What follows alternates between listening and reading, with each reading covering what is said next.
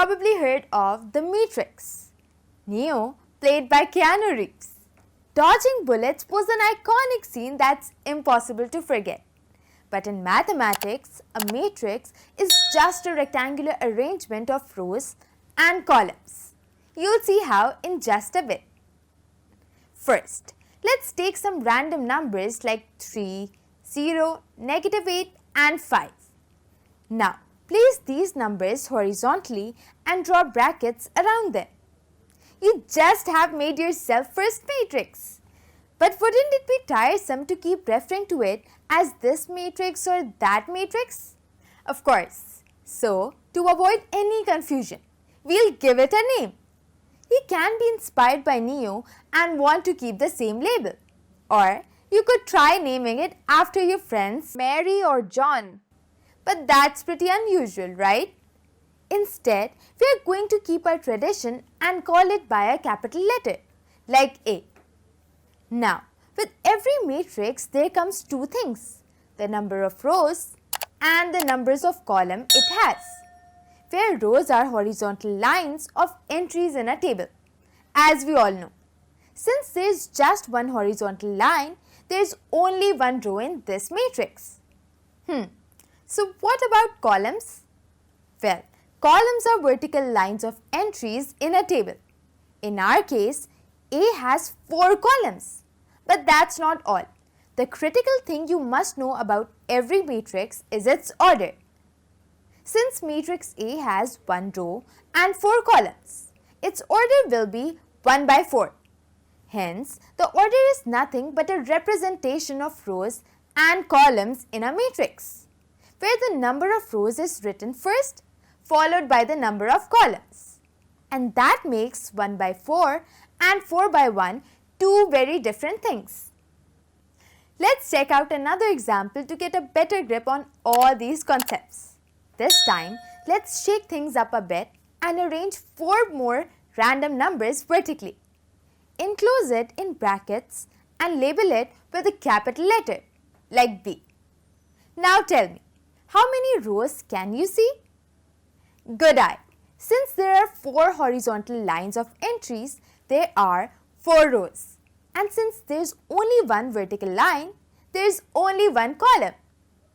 From top to bottom, we can label these rows as R1, R2, R3 and R4, whereas this column can be labeled as C1. The order? You guessed it. It is 4 by 1 this time, since we have 4 rows and 1 column in matrix B. Let's look at 4 new numbers of your choice and make a matrix by arranging them in such a way that the first 2 are in the first row and the final 2 are in the second row, immediately below them. Like so. Let me go ahead and put brackets around them real quick. Let's call this matrix C, shall we? Now, we'll go ahead and label the rows as R1 and R2 and columns as C1 and C2.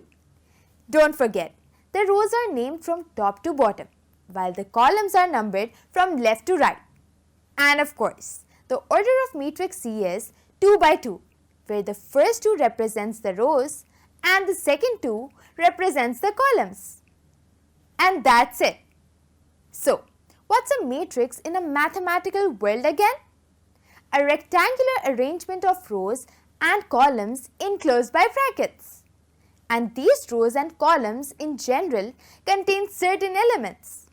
On top of that, these elements or entries can be numbers, letters or characters, or virtually anything to which mathematical operations such as addition or multiplication can be applied. With this, we conclude our introductory lesson on matrices. Matrices? The plural of a matrix. Since we are already familiar with matrices, having studied them previously, this time we are going to enhance our matrix solving skills by learning about them more in depth. But first, why don't we start by recalling some of the previously learned concepts? We all know that a matrix is a collection or specifically ordered set of numbers, variables or parameters arranged in horizontal rows and vertical columns. and enclosed within square brackets. Additionally, each matrix should have proper rows and columns forming a rectangular array. For example, these three options are rectangular arrays since they form proper rows and columns. And these three are not. But what about the items within these arrays? Well, all the numbers of variables arranged in these rectangular arrays are called the elements of a matrix, or the entries of a matrix. Within each matrix, the number of rows and the number of columns determine the order of a matrix. We write the order as the product of the number of rows and columns as shown, specifying the number of rows first and then the columns. Oh, and if you multiply these two numbers, you get the total number of elements of the matrix. Here it's 6. How simple, right? Let's look at these concepts via another example. This time we have 4 rows and 3 columns. Therefore, its order becomes 4 by 3. And multiplying them together gives us the total number of elements of this matrix, which is 12. Very straightforward, isn't it?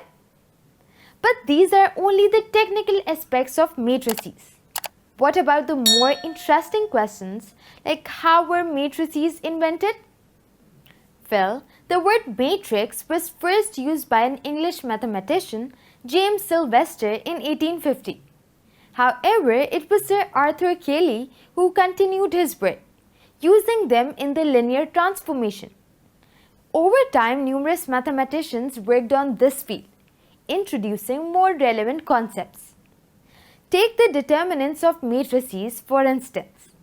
They were invented by Chinese and Japanese mathematicians.